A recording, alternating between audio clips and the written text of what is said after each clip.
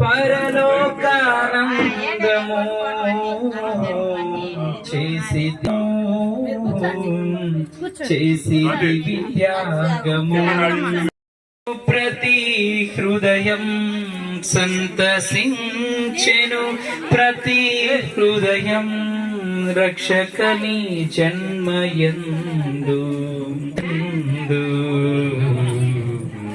శిరము వంచెను సర్వలోకం యేసుదేవాని ముందు.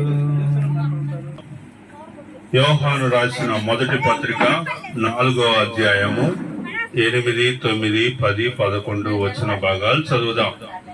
తన కుమారుని ఈ యొక్క వచ్చిన భాగంలో